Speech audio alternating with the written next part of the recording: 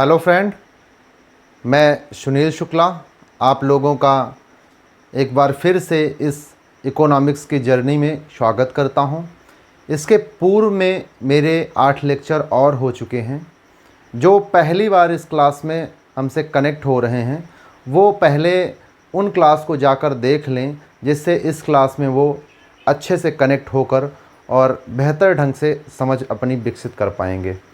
मैं आप लोगों को कल इसके प्रीवियस वाले क्लास में बता रहा था कि डॉलर की कीमत बढ़ने के क्या क्या रीज़न हैं, डॉलर की कीमत कैसे बढ़ती है और कैसे घटती है। ये डॉलर एक्चुअली डिमांड और सप्लाई पर ही काम करता है, लेकिन इसके पीछे अमेरिका जो है सारी चीज़ें मैनिपुलेट करता है। ऐसा नहीं है कि हमेशा डिमांड और सप्लाई से ही सारे काम होते हैं। मैं आपको एक एग्जांपल बताता हूँ कैसे डॉलर की कीमत बढ़ा दी जाती है और कैसे इन सारी चीज़ों का मैनिपुलेशन होता है। आपको एक मैं झलक दिखाता हूँ।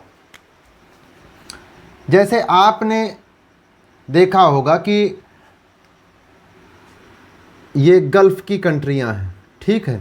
गल्फ़ की कंट्री में तेल का सबसे ज़्यादा उत्पादन होता है, लेकिन गल्फ़ के लोगों में ये क्षमता नहीं है कि वो अपने आप से ये तेल निकाल सकें, क्योंकि एक टेक्निकल प्रोसेस के तहत इस क्रूड ऑयल को निकाला जाता है और उसके लिए इनके पास वो क्षमता नहीं है कि वो अपने आप से निकाल पाएँ।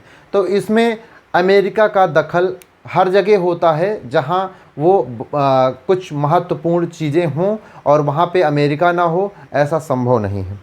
तो अमेरिका का दखल यहाँ भी होता है। जब आप देखते होंगे कि एक बैरल तेल जो होता है क्रूड ऑयल, ये 159 लीटर के बराबर होता है, ठीक है। एक बैरल जो है 159 लीटर के बराबर होता है। जब एक बैरल ऑयल की कीमत उत्पादन के ज़्यादा होने से घटने लगती है, जब घटने लगेगी, अब आप समझिएगा, जैसे एक बैरल तेल का कीमत मान लीजिए आज $90 है, ठीक है।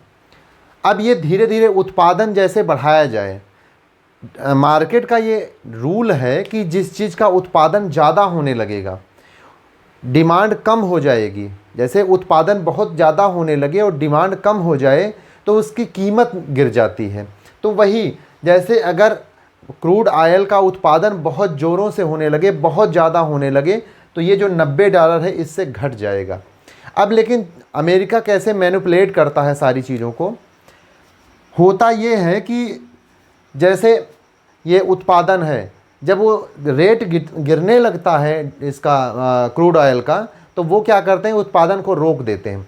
उत्पादन को रोक देने से सप्लाई शार्ट हो जाती है। जब सप्लाई कम हो जाएगी तो डिमांड बढ़ जाएगी। डिमांड बढ़ने से क्या होता है, डिमांड बढ़ने से डॉलर की कीमत बढ़ने लगती है। डॉलर की कीमत कैसे बढ़ती है मैं आप लोगों को बताता हूँ। जैसे मान लीजिए आज, ठीक है, आज एक बैरल क्रूड ऑयल की कीमत $90 है। एक बैरल क्रूड ऑयल की कीमत जो है $90 है। अब उत्पादन जैसे उत्पादन ज़्यादा हो जाए, उस कंडीशन में मैं पहले आपको बता देता हूँ। जैसे उत्पादन ज़्यादा हो जाएगा तो एक बैरल की कीमत 45 या $70 पकड़ लीजिए, इतना मत कम कर दीजिए, $70 कर दीजिए, $70 के बराबर हो गया, ठीक है। अब इसमें देखिए कि डिमांड सप्लाई में, यानी कि जो डॉलर की डिमांड सप्लाई में क्या फ़र्क पड़ता है। जैसे एक बैरल क्रूड ऑयल की कीमत जब $90 था तो भारत सरकार को एक बैरल तेल लेने के लिए $90 पे करना पड़ता था। यानी कि डिमांड $90 की कर रहा है जो आयात करने वाली कंपनी है भारत के RBI से। अब आप समझ रहे हैं, जैसे भारत की जो कंपनी है, मान लीजिए रिलायंस है, रिलायंस एक बैरल तेल आयात करने के लिए $90 की मांग कर रहा है RBI से, ठीक है। दूसरे केस में जब उत्पादन ज़्यादा हो गया तो डिमांड कम हो गई, डिमांड कम हो गया तो उसका रेट गिर गया। तो अब उस कंडीशन में देखिए, तब एक बैरल क्रूड ऑयल की डिमांड, क्रूड ऑयल का आयात करने के लिए रिलायंस अब $70 की मांग करेगा। ठीक है, $70 की जब आरबीआई से मांग करेगा तो इसका मतलब ये हुआ कि अब डॉलर की डिमांड में कमी आ गई, डॉलर की मांग कम होगी। कितने से? $20 की कमी हो गई। $20 की कमी जब हो जाएगी इसमें मांग में, तब इसका प्रभाव क्या होगा कि डॉलर की कीमतें गिरने लगेंगी। भाई पहले $90 खर्च करना पड़ता था एक बैरल के लिए, तब डिमांड ज़्यादा थी, $90 खर्च करना पड़ता था, विदेशी मुद्रा भंडार पे ज़्यादा बोझ पड़ता था। लेकिन अब क्या है, $70 खर्च करना पड़ रहा है, तो विदेशी मुद्रा भंडार जो भारत का है उस पर कम बोझ पड़ रहा है। कम बोझ पड़ने के कारण तो डॉलर की डिमांड भारत में कम हो जाएगी। ऐसे ही हर देश में होगा तो डॉलर की कीमत गिरने लगेगी। इसी को कहते हैं, डॉलर की कीमत जब रुपए के कंपैरिजन में गिर रही है तो हम ये कहेंगे कि रुपया मजबूत हो रहा है, या फिर हम ये कहेंगे कि डॉलर कमज़ोर हो रहा है। दोनों एक ही बात है। ठीक है, और दूसरा केस मैं ले लेता हूँ। जैसे मान लीजिए अब इसमें अमेरिका कैसे मैनिपुलेट करता है इन सारी चीज़ों का कि उसके डॉलर की कीमत गिरने ना पाए, उसके लिए वो 60 कर देता है, उत्पादन में थोड़ा कमी कर देता है। उत्पादन में कमी कर देगा तो ऐसा तो है नहीं कि भारत मांग कम करने लगे, मांग तो वो कम कर ही नहीं सकता है, क्योंकि अगर ऑयल की मांग कम कर देगा यानी आयात कम कर देगा तो भारत का ग्रोथ ही रुक जाएगा पूरा। आप सोचिए कि पेट्रोल पंप अगर 2 दिन के लिए बंद कर दी जाए तो क्या स्थिति होगी। वही स्थिति तब होगी जब हम आयात कम कर दें। तो मतलब हम किसी भी स्थिति में आयात को रोक नहीं सकते हैं। तो अगर उत्पादन कम कर दे यहाँ पे गल्फ़ में, अमेरिका चूँकि वही निकालता है, अगर वो कम कर दे इन लोगों के साठगांठ से, होता भी यही है, तो क्या होगा, तो इसकी कीमत मान लीजिए $100 हो गया, $100 प्रति बैरल। अब क्या हुआ कि अब एक बैरल क्रूड ऑयल लाने के लिए $100 खर्चा करना पड़ेगा। इससे क्या हो रहा है कि डॉलर की मांग बढ़ रही है। डॉलर की मांग बढ़ने का काम, इसका मतलब ये होगा कि जो सारे देश हैं, चूँकि जब ज़्यादा डॉलर पे करना पड़ेगा तो डॉलर की मांग बढ़ जाएगी। तो डॉलर की मांग, जैसे जो रिलायंस कंपनी पहले $70 में ही एक बैरल मंगा ले रही थी, तो विदेशी मुद्रा भंडार पे कम बोझ पड़ रहा था। अब जो है चूँकि उसको एक बैरल लाने के लिए $100 पे करने पड़ रहे हैं, तो वो जो है अब विदेशी मुद्रा भंडार पे उसका बोझ और बढ़ जाएगा। इससे हमारा विदेशी मुद्रा भंडार प्रभावित होता है और भारत के कुल उपभोग के जो ये क्रूड ऑयल हैं उसमें 80 से 85% हम लोग दूसरे देश पर ही आश्रित हैं और हम लोग वहीं से आयात करते हैं।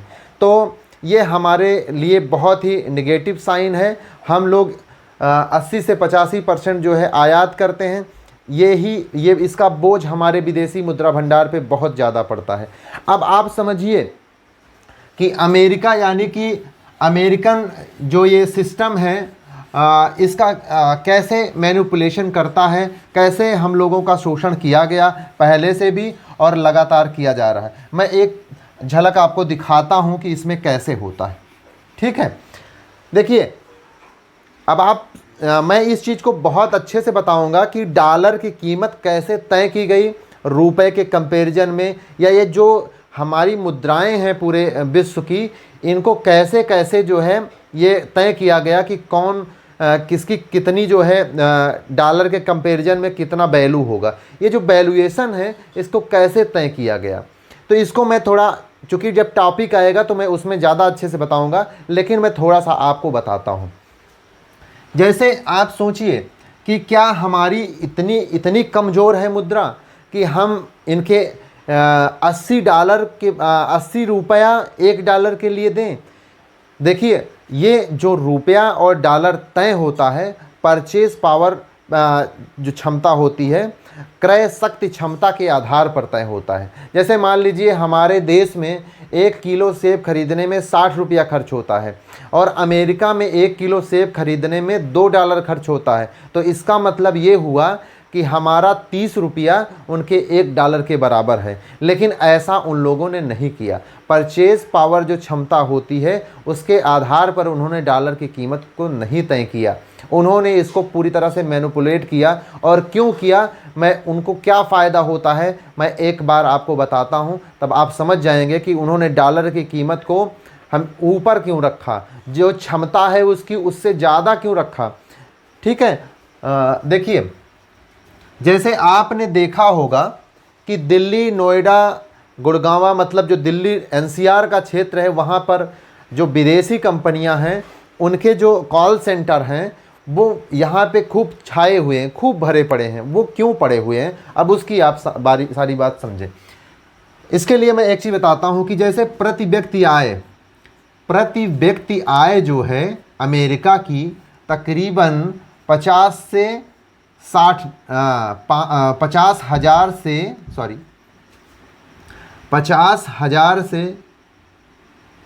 60 हजार डॉलर के आसपास है।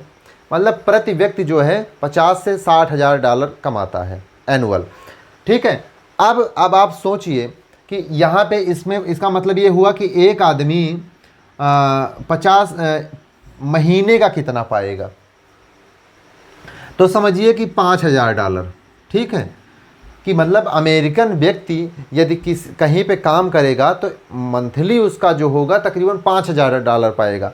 और ये रुपए में इस समय समझिए इसकी कीमत कितनी हो जाएगी, तकरीबन 4 लाख रुपया, 4 लाख। ठीक है, मतलब वहाँ पे जो अमेरिकन है उसको कम से कम 4 लाख रुपया मिलना चाहिए, तब वो काम करेगा। एक अंदाज, ठीक है, 3.5 भी हो सकता है, 3 भी हो सकता है, 5 भी हो सकता है, मतलब एक अंदाज में बता रहा हूँ कि 4 लाख रुपया उसको मिले तब वो काम करेगा। अब यदि अमेरिकन कंपनी को अगर काम कराना है अमेरिका में तो उनको 4 लाख रुपया कम से कम या 5,000 डॉलर पर मंथ उनको पे करना पड़ेगा। तो चूँकि ये आईटी का सारा खेल है तो इसमें कोई दिक्कत नहीं है कि कोई कॉल सेंटर अमेरिका में खुले या फिर इंडिया में खुले। तो होता भी यही है कि जैसे मान लीजिए अमेरिका की कोई कंपनी है तो अपनी कॉल सेंटर को अमेरिका में ना खोलकर वो लाकर इंडिया में खोलता है। अब देखिए उसको कैसे उसके डॉलर की कीमत को जो बढ़ा के रखा है उसका फ़ायदा कैसे मिलता है। अब आप सोचिए कि एक अमेरिकन को काम कराना है कॉल सेंटर में तो वो लेगा 4 लाख रुपया। ठीक है, उसको चाहिए 4 लाख रुपया मंथली का, तब वो काम करेगा। अब भारत के जो चूँकि इतना बेरोजगारी का टाइम है तो लोग की जो कंपनियां देती हैं बहुत कम ही रुपए में उनसे काम कराती हैं, तो उनका जो तकरीबन लोग कहते हैं आते जाते, तो मैं उसी हिसाब से बात कर रहा हूँ कि मान लीजिए 15 से 20 हज़ार, समझिए 20,000, 15,000 रुपये में एक भारतीय काम करता है। ठीक है, एक इंडियन काम करता है कॉल सेंटर में 15,000 रुपये। एक मैं मान रहा हूँ जो होगा एक्चुअल आप लोग ज़्यादा बेहतर समझते हैं उसको समझ लीजिएगा, 20,000 है 25,000 क्या है। मैं एक एग्जांपल बता रहा हूँ कि मान लीजिए 15,000 रुपये व्यक्ति को मिलता है, तब उस केस में क्या होगा। अब आप समझिए कि 4 लाख अगर रुपया हो अमेरिकन के पास तो वो एक व्यक्ति पाएंगे, और यहाँ 4 लाख में आप समझिए कितने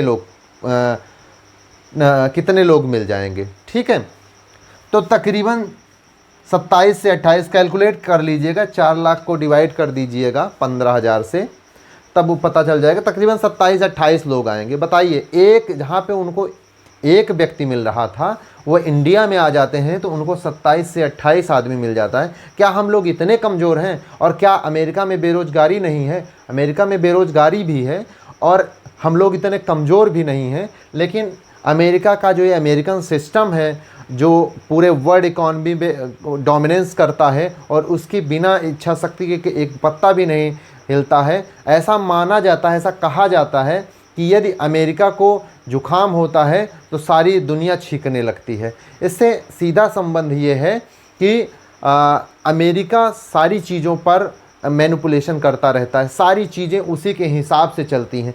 तो ये भी उसी हिसाब से है कि क्या हम इतने कमज़ोर हैं कि एक अमेरिकन के बराबर हम 27 लोग हों, तो ऐसा नहीं है। हमारी ऐसी क्रय क्षमता भी नहीं है कि इतने हम लोग कमज़ोर हैं। हम कमज़ोर हैं लेकिन इतने कमज़ोर नहीं हैं जितना हम लोगों को समझा जा रहा है।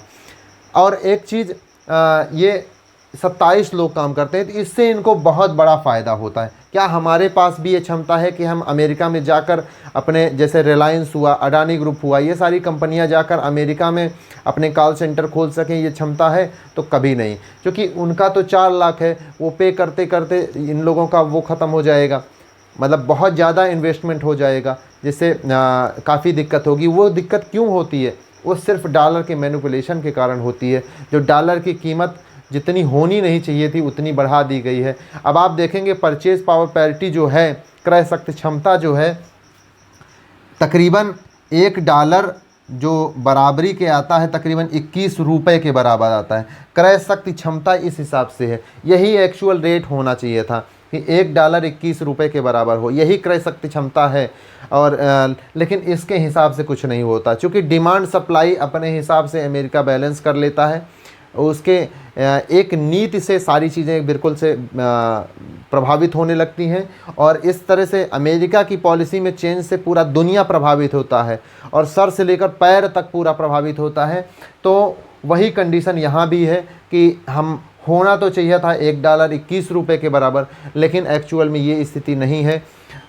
तकरीबन $1 इस समय 80 रुपये के आसपास है, जो कि देश के लिए एक ऐसा नहीं कह सकते कि इस तरह का जो हमारा रुपया गिरा है तो इसका हमेशा नुकसान ही होता है। कुछ इसके फ़ायदे भी होते हैं, मैं उन चीज़ों को भी बताऊंगा, लेकिन अभी हमको आप टॉपिक में आने दीजिए धीरे धीरे, तो आपको मैं सारी चीज़ें समझा दूंगा कि क्या क्या होता है।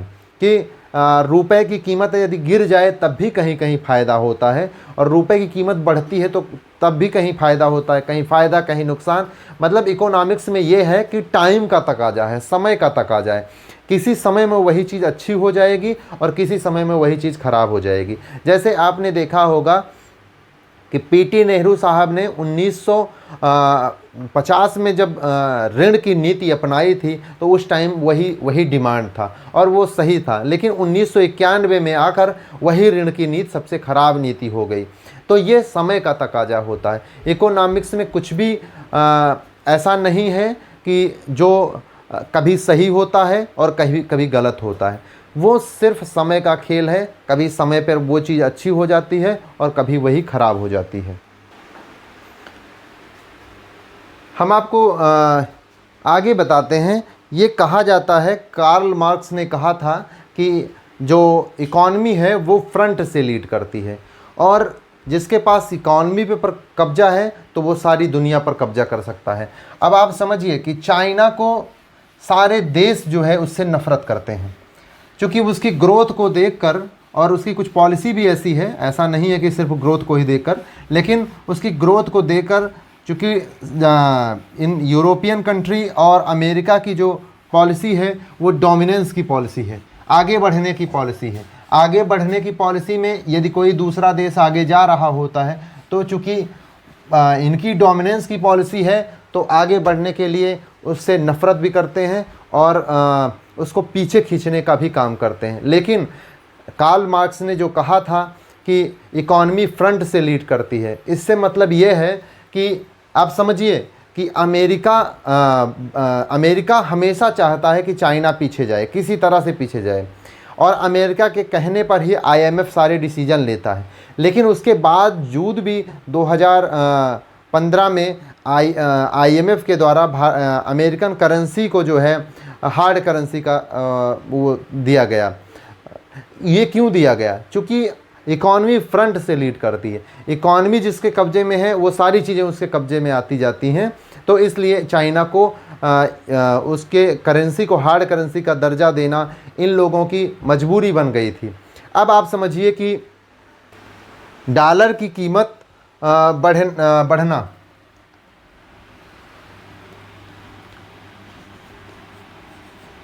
अमेरिकन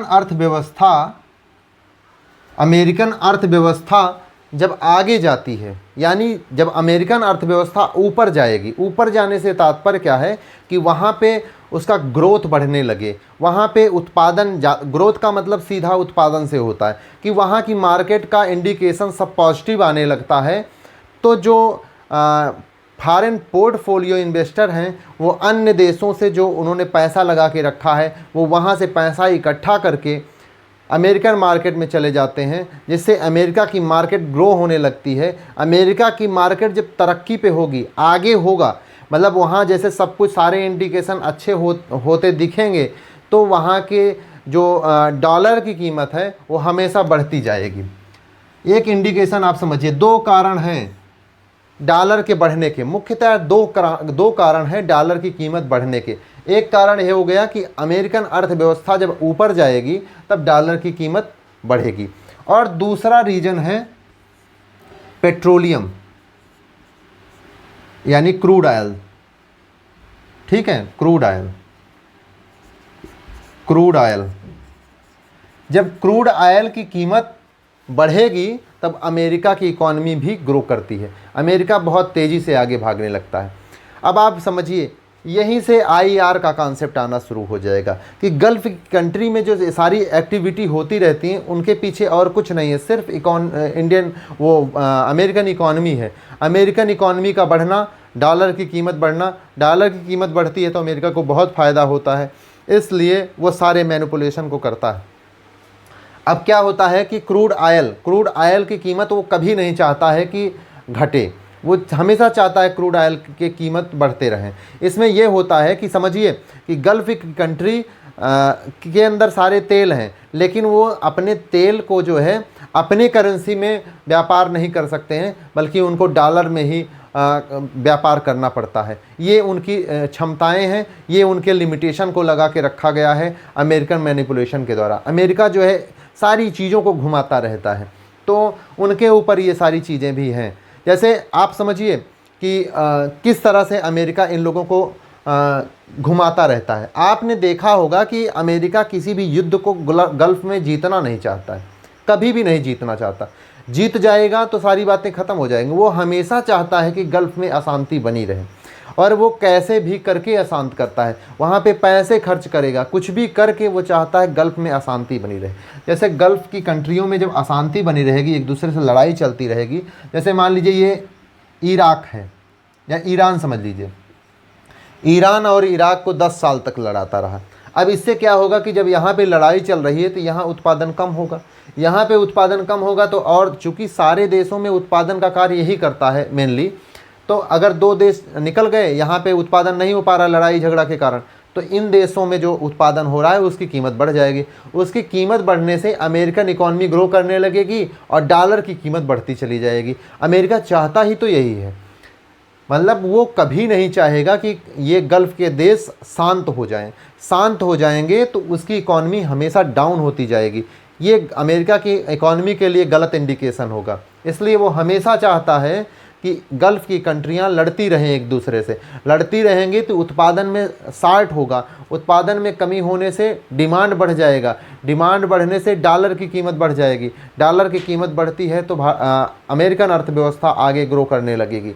ये अमेरिका यही तो चाहता है कि किसी तरह जो है हम इन लोगों को अशांत रखो और हमारी इकॉनमी ग्रो करे। और भारत की जो पॉलिसी है इन देशों से, चूँकि इसमें कई देश ऐसे हैं, जैसे ईरान है वो ब्लैक लिस्टेड है, उत्तर कोरिया ब्लैक लिस्टेड है। चूँकि ईरान तेल उत्पादक देश है तो हम लोग जो है ब्लैक लिस्टेड होने के कारण, जब ब्लैक लिस्ट हो जाता है तो वहाँ से आप आयात नहीं कर सकते हैं। तो इसलिए भारत ने सारे देशों से एक कोटा तय कर रखा है। जैसे अरब से मान लीजिए ये 20% लेता है, ठीक है, और ऐसे ऐसे सारे देशों का एक कोटा तय कर रखा है कि सारे देशों से 10%, 15% ऐसे तेल का आयात करता है। मान लीजिए एक दो देश में अशांति फैल गई तो वो तेल का आयात कम ना हो, इसलिए ये कोटा सिस्टम तय कर रखा है। अब आगे आपको हम बताते हैं रुपए का मूल्य ह्रास क्या होता है। रुपए का मूल्य ह्रास किस तरह से होता है और ये फ़ायदेमंद है कि नुकसान है, इन सारी चीज़ों को मैं जब सिलेबस में जाऊंगा, जो टॉपिक वाइज मैं पढ़ाना शुरू करूंगा, तो आप लोग काफ़ी कंफर्टेबल हो जाएंगे। तो रुपए का मूल्य ह्रास एक बार हम आपको समझाते हैं। रुपए का मूल्य ह्रास ये कैसे होता है? जैसे मान लीजिए आज टुडे, आज $1 की कीमत मान लीजिए 70 रुपया है, ठीक है। और टुमारो $1 की कीमत 80 रुपये हो जाएगी, ठीक है। तो इससे क्या होगा? जैसे मान लीजिए एक यस्टरडे लिख लीजिए कि कल 80 रुपये थी। टुमारो का क्या बताएं कैसे क्लियर होगा? यस्टरडे यानी कि आज 70 रुपया कीमत है और कल 80 रुपया थी। अब इसमें समझिए कि कैसे कैसे क्या होता है। जैसे मान लीजिए हम ये पेन है, इस पेन का आयात करने के लिए हम $5 पे करते हैं, ठीक है। इस पेन की कीमत समझिए $5 है। अमेरिकन मार्केट में मैं $5 पे करता हूँ, एक पेन लेके आता हूँ। तो हमें $5, चूँकि $5 हमारे पास, हमारे देश की तो करेंसी है नहीं, हमें RBI से $5 की डिमांड करनी पड़ेगी। $5 की हम जब डिमांड करेंगे तो RBI को हमें पहले केस में कितना रुपया पे करना पड़ेगा? तो 350 रुपया पे करना पड़ेगा। क्योंकि $5 है तो 5 सते 35 यानी 350 रुपया हमें पे करना पड़ेगा। ये पहला केस है, ठीक है, जब हम आज ख़रीदते हैं तो।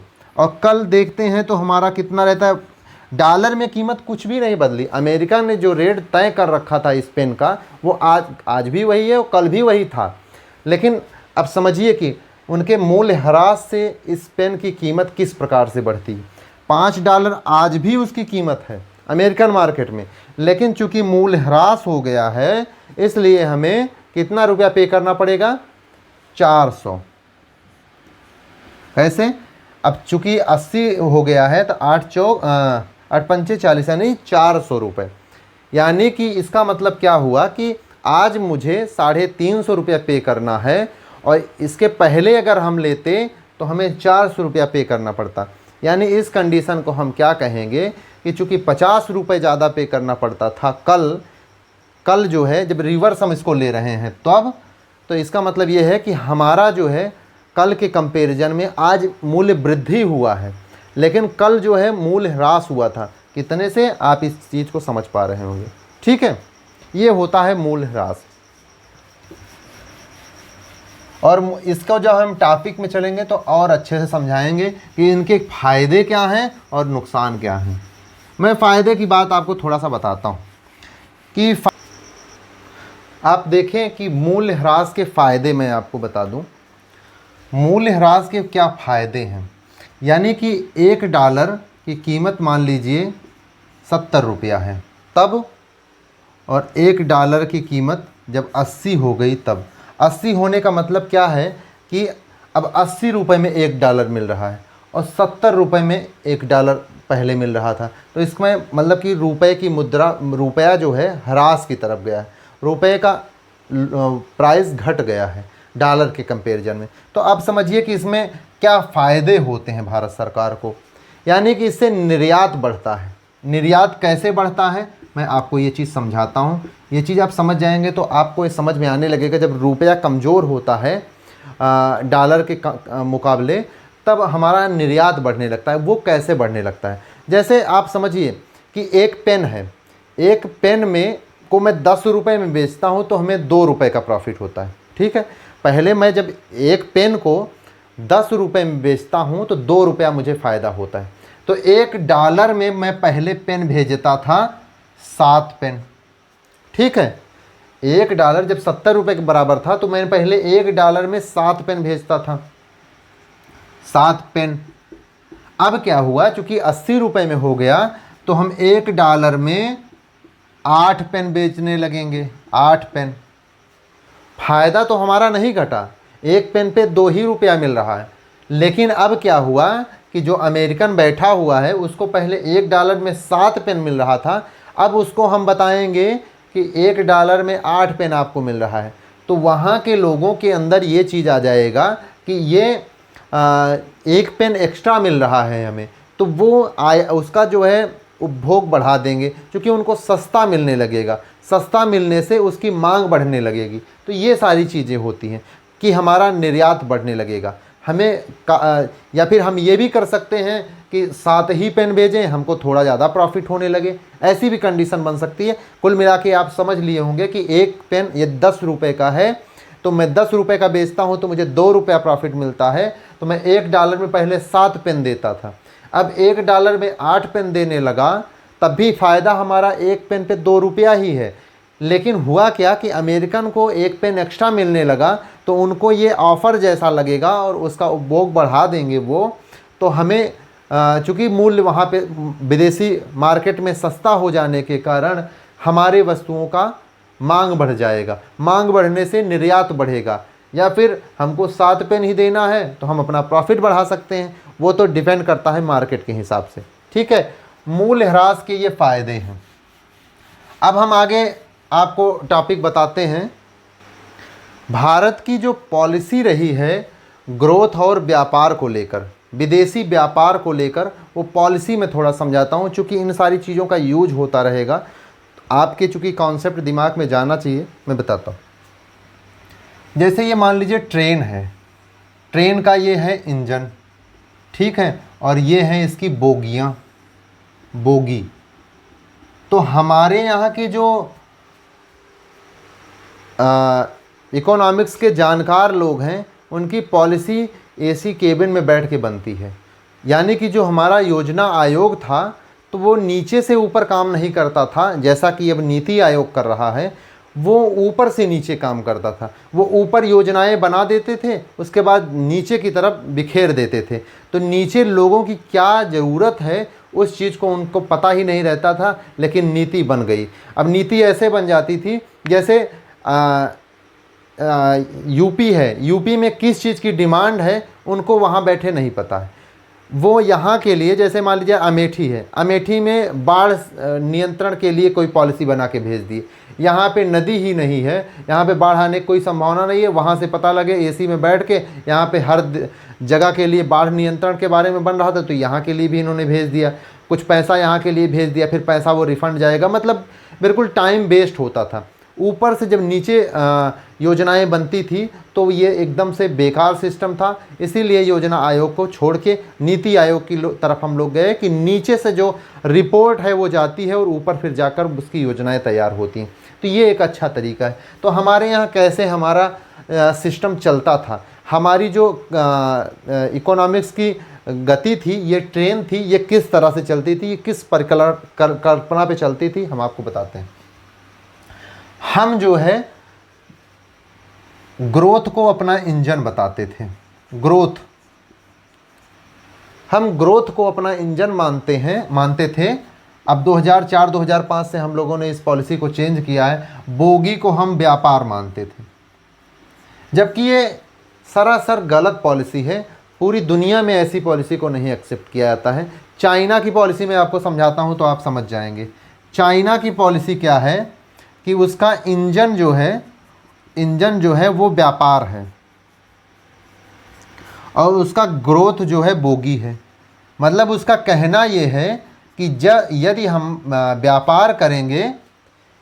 व्यापार करेंगे तो उसके पीछे ग्रोथ अपने आप से होता चला जाएगा। लेकिन हम क्या मानते थे, ग्रोथ करेंगे तब हमारा व्यापार बढ़ेगा। ये पूरी तरह से गलत पॉलिसी थी। अब ये पॉलिसी हम लोग 2000-2005 से अपना चुके हैं, ये जिसमें हम इंजन मानते हैं व्यापार को और ग्रोथ जो है उसकी बोगी है। अब ये पॉलिसी परफेक्ट है। पहले हम लोग ऐसी पॉलिसी को मानते थे, जिस कारण हम लोगों की 1991 में ये दुर्दशा हुई थी। अब भारत की समस्या ये है कि चूँकि भारत का निर्यात जिसको हम डिनोट करेंगे यक्स से, इसकी ज़रूरत हमेशा पड़ेगी तो मैं डिनोट करूँगा यक्स से। और आयात जो है इसको हम डिनोट करेंगे यम से, इंपोर्ट को। ठीक है।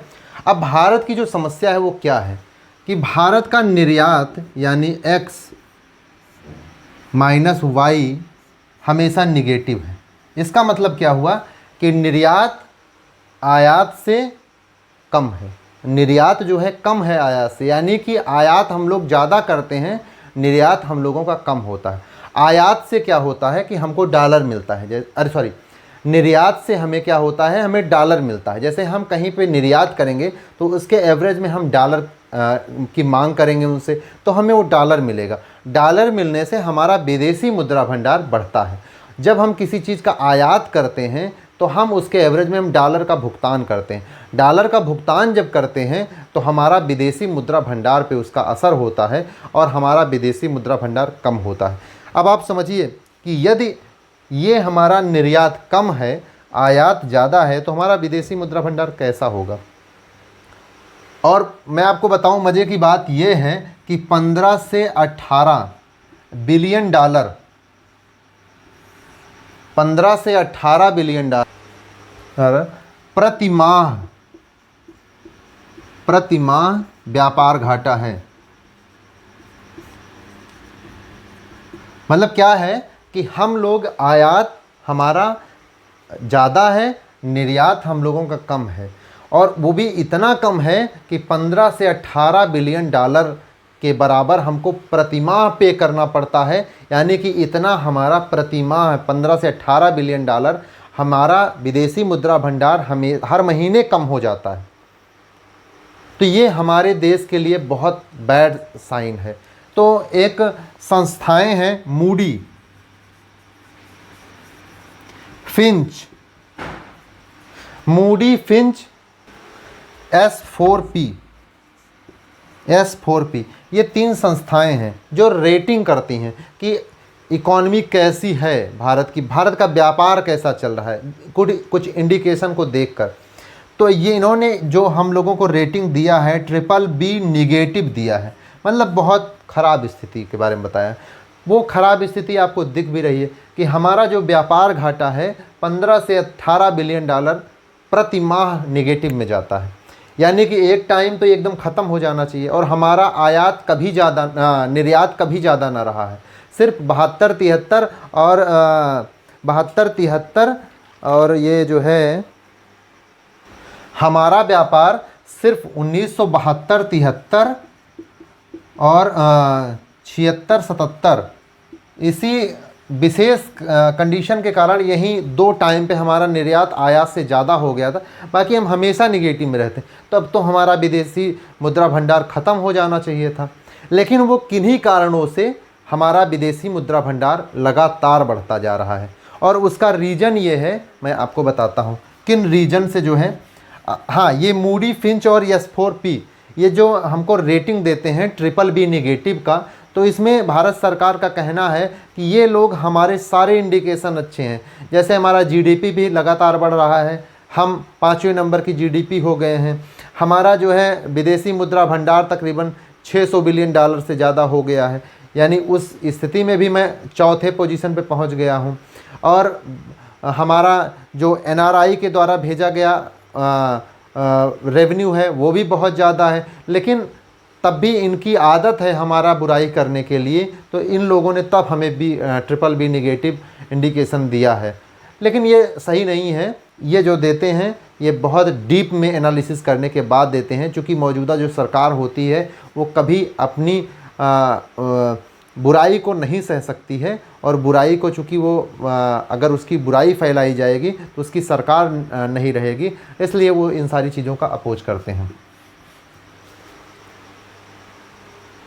हमारा विदेशी मुद्रा भंडार इन 3 महानुभावों के कारण बढ़ रहा है। वो है FDI, फॉरेन डायरेक्ट इन्वेस्टमेंट। इसके बारे में मैं चर्चा करके ही भी इसमें आ गया हूँ, तो इन सारी चीज़ों के बारे में बताऊँगा बहुत अच्छे से। और दूसरा है FPI, इसके बारे में भी मैं आपको बहुत अच्छे से बताऊँगा। और तीसरा है NRI, इसके बारे में आप जान रहे होंगे। NRI जो है हमारे लिए ये 79 बिलियन डॉलर के बराबर जो है रेवेन्यू भारत देश भेजते हैं, जिससे भी विदेशी मुद्रा भंडार बढ़ता है। FPI के कारण हमारा विदेशी मुद्रा भंडार बढ़ता है, FDI के कारण हमारा विदेशी मुद्रा भंडार बढ़ता है।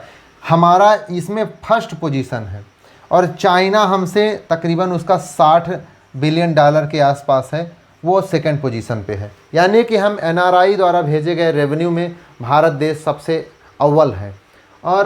और ये 3 रीजन हैं जिन कारण हमारा विदेशी मुद्रा भंडार आज $600 बिलियन से ज़्यादा हो गया है, $600 बिलियन के आसपास है, ठीक है। और चाइना का जो है वो 3200 से $3300 बिलियन है, $3300 बिलियन के आसपास है। हमारा भी, हम इस स्थिति में जा सकते हैं, लेकिन इस स्थिति में जाने के लिए जो हमारा व्यापारिक घाटा है 15 से $18 बिलियन का प्रति माह, उसे हमको बैलेंस करना पड़ेगा। यदि हम उसको बैलेंस करने में सफल हो जाएं तो हम भी चाइना की तरह एक महाशक्ति के रूप में आ सकते हैं। यानी कि फिर से मसला कहाँ जा रहा है कि हमें निर्यात बढ़ाना चाहिए। हमें निर्यात बढ़ाने के लिए क्या करना चाहिए, हमें उत्पादन बढ़ाना पड़ेगा, हमें खूब उत्पादन करना पड़ेगा। उत्पादन के लिए निवेश, सारी चीज़ें वही BCS सर्किल ऑफ पॉवर्टी की तरफ घूमती रहेंगी। और जो पहली बार आए हों वो BCS सर्किल ऑफ पॉवर्टी नहीं समझ पा रहे होंगे, वो पहले जाके प्रीवियस क्लास देख लेंगे तो इस क्लास में काफ़ी कंफर्टेबल हो जाएंगे। तो हमारी सारी बातें उनको बिल्कुल इंटरेक्ट करने लगेंगी। मैं बहुत आसान शब्दों में सारी चीज़ें समझाया हूँ, जैसे मैं इस क्लास में आपको समझा रहा हूँ। क्योंकि ये क्लास, इसके पीछे क्लास से लिंक है, तो कुछ चीज़ें हो सकता है आपको न समझ में आ रही हूँ, लेकिन जब आप पीछे क्लास करते जाएंगे तो आप बिल्कुल कंफर्टेबल होते जाएंगे, मेरी सारी बातें आपको समझ में आती जाएंगी।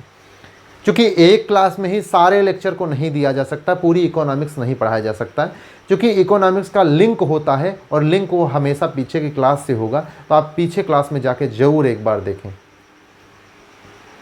तो ये हमारे 3 महानुभाव हैं जिनसे हमारा विदेशी मुद्रा भंडार बढ़ता जा रहा है।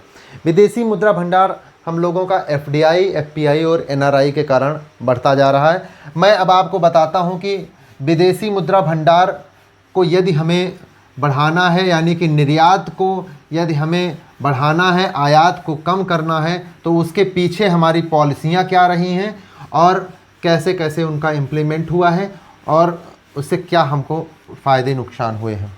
अब जैसे जैसे ये X हैं और M है, मतलब एक्सपोर्ट इंपोर्ट, ये नेगेटिव हमेशा हमारा बना हुआ है।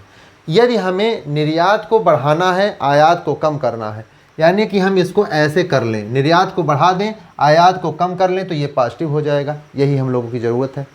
और इसके लिए हमारी पॉलिसी क्या रही है, 1991 से पहले हम लोगों का चूँकि उस टाइम भी हम लोग कुछ चीज़ें आयात करते थे, तो आयात करने के लिए चूँकि हमको पे करना पड़ता था, विदेशी मुद्रा भंडार हमारा खाली होता था, तो उस टाइम की हमारी जो पॉलिसी थी वो आयात प्रतिस्थापन की थी। आयात प्रतिस्थापन की हमारी पॉलिसी, प्रतिस्थापन की हमारी पॉलिसी थी। इससे मतलब ये है कि जिन चीज़ों का हम उपभोग करते हैं, जिन चीज़ों का हम आयात करते हैं, उनको हम अपने घर के अंदर ही, अपने देश के अंदर बनाने लगें, जिससे इन चीज़ों का हमें डिमांड ना हो। क्या हम इस चीज़ में सफल हो पाए?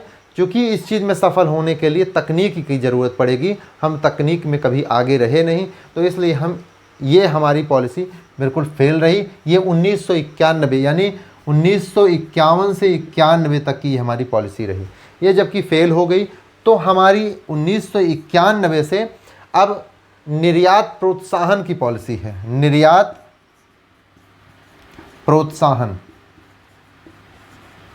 प्रोत्साहन की पॉलिसी है हमारी, और ये सही पॉलिसी है कि हम निर्यात को बढ़ाएं।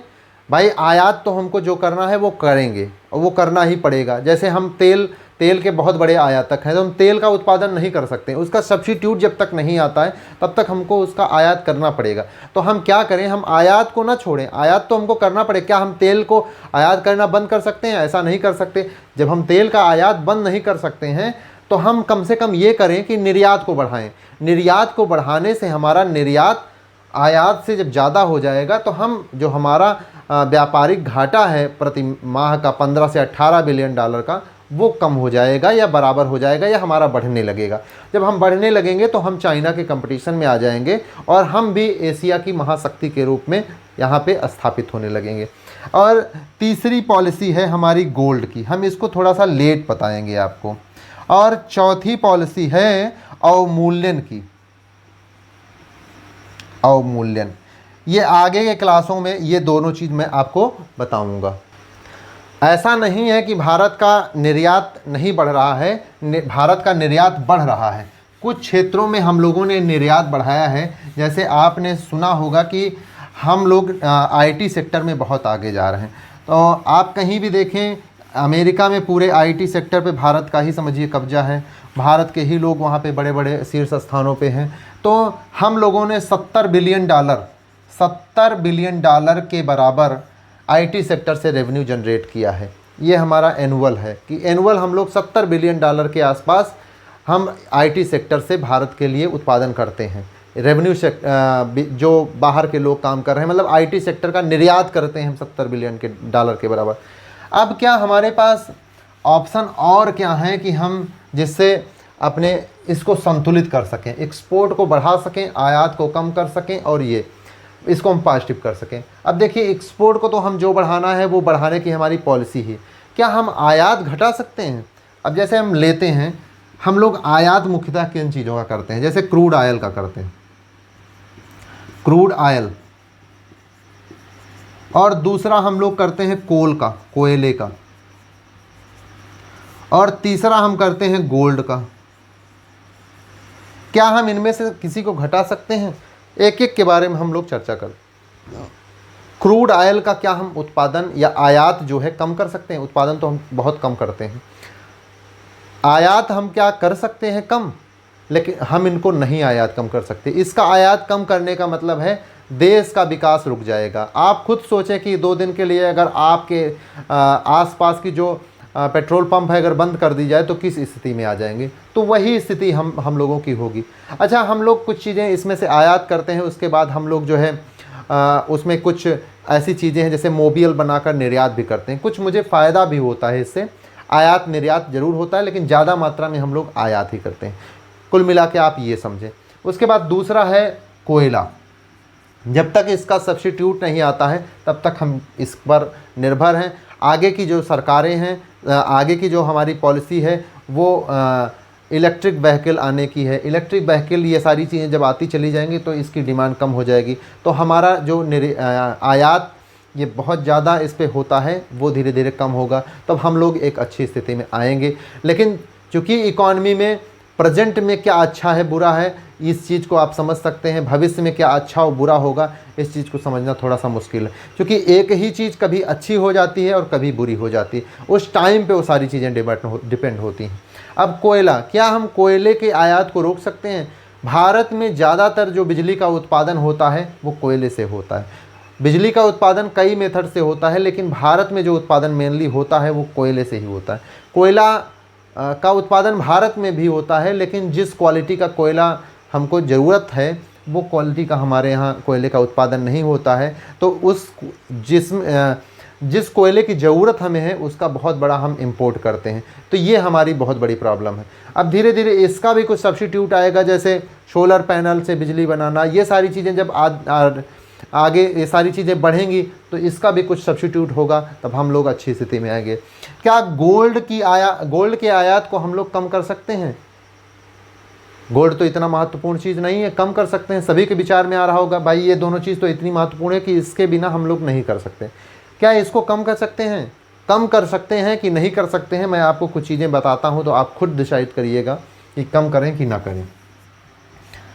अब देखिए, हम लोग प्रति वर्ष 800 से 900 मेट्रिक टन, एक मेट्रिक टन में तकरीबन 1000 केजी होता है, तकरीबन नहीं एग्जैक्ट 1000 केजी होता है एक मेट्रिक टन में।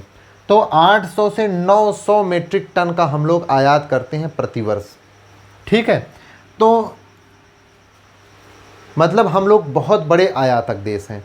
आपको ये जानकारी होगी कि ये सारी चीज़ों का मांग जो है हमारा जो है ज्वेलरी इंडस्ट्री जो है वही इस चीज़ का डिमांड करती है। और ज्वेलरी इंडस्ट्री में ज़्यादातर जो काम करने वाले हैं श्रम प्रधान तकनीक से काम होता है, लाखों लोगों को रोज़गार मिला है। अच्छा, जब हम लोग 800-900 मीट्रिक टन आयात करते हैं तो हम इससे जो है उसको ज्वेलरी बनाकर बहुत बड़ी मात्रा में निर्यात भी करते हैं। जैसे गल्फ़ कंट्री बहुत बड़ा आयातक देश है, हमारे ज्वेलरी को बहुत पसंद करते हैं। तो यानी कि हम लोग कहीं से आयात करते हैं तो इससे बहुत बड़ा रेवेन्यू हम निर्यात भी करते हैं, बहुत बड़ा रेवेन्यू हमको इकट्ठा होता है। तो इससे आप डिसाइड करें कि जैसे हम आयात ज़रूर करते हैं लेकिन निर्यात करने से हमको बहुत बड़ा फ़ायदा भी है। तो एक आप इन सारी चीज़ों को भी समझ गए होंगे कि गोल्ड का भी आयात हम लोग रोक नहीं सकते, क्योंकि आयात में जितना खर्चा होता है उससे ज़्यादा निर्यात में हमको फ़ायदा होता है, इसलिए ये तो प्रॉफिट का बिजनेस है, इसलिए हम इसको नहीं रोक सकते। ये 3 चीज़ें हो गई। अब आपको हम गोल्ड के बारे में एक चीज़ और बताएं कि गोल्ड के लिए जो है भारत सरकार ने एक गोल्ड मोनेटाइजेशन स्कीम चलाई थी। इसलिए चलाई थी कि भारत की महिलाओं के पास ये माना जा, चूँकि गोल्ड से हम लोगों का सांस्कृतिक संबंध है, इससे हम चूँकि अपने सांस्कृतिक इसको कार्यक्रमों में सांस्कृतिक रूप से इसका महत्व है। तो अब इसमें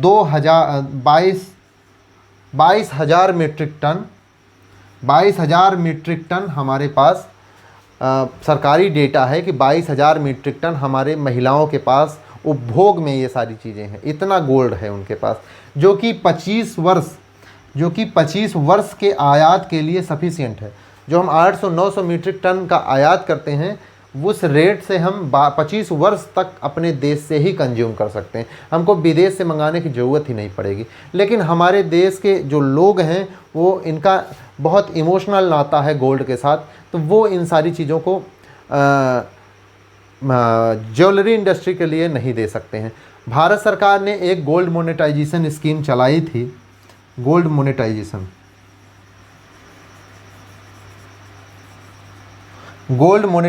स्कीम चलाई थी। इसमें होता ये था कि आप अपने गोल्ड को ले जाकर बैंक में दीजिए, बैंक प्योरिटी चेक कर लेगी, प्योरिटी चेक करने के बाद आपको उसके अगेंस्ट में जितना रेवेन्यू होता है वो देगी और साथ में आपको इंटरेस्ट देती रहेगी, और यहाँ से जो गोल्ड है वो भेज देगी गोल्ड इंडस्ट्री, वो वहाँ से उसका दूसरे रूप में बनाकर उसका उपयोग करेंगे, तो हमको विदेश से आयात करने की ज़रूरत नहीं पड़ेगी। इस तरह से हम लोग अपने आयात को, गोल्ड को कम कर सकते थे, लेकिन चूँकि हमारा इससे बहुत ही सांस्कृतिक नाता है तो हम लोग इस चीज़ को अप्रिशिएट नहीं करते, इसलिए गोल्ड मोनेटाइजेशन स्कीम अपने देश में सक्सेस नहीं हो सकती। आप लोगों को मुझे समझ में आ रहा है कि मुझे लगता है कि आप लोग काफ़ी कंफर्टेबल हो रहे होंगे मेरे क्लास में, तो मैं आप लोगों से रिक्वेस्ट करूंगा कि यदि आपको हमारे क्लास में मैं वैल्यूएबल क्लास दे पा रहा हूं, आपको लगता है कि मैं आपके जो क्षमता के विकास करने में हमारा कुछ सहयोग हो पा रहा है, मैं आपको संतुष्ट कर पा रहा हूं, तो आप मुझे सपोर्ट करें। मेरे इस चैनल को, चूँकि मैं बहुत ही नया चैनल अभी बनाया हूं, तो मुझे आप सपोर्ट करें, लाइक करें, शेयर करें, सब्सक्राइब करें, और लोगों को, जो और पढ़ने वाले स्टूडेंट हैं, उनको आप ये इस चैनल के बारे में बताएं। ये एक्चुअल हमारी मदद होगी, और मैं आप लोगों का धन्यवाद कहूँगा कि आप जो है हमें देख रहे हैं, और काफ़ी प्रेम आप लोगों का मुझे मिल रहा है। Thank you for watching. आप ऐसे ही हमें अप्रिशिएट करते रहें और लाइक करें, शेयर करें, सब्सक्राइब करें। Thank you for watching.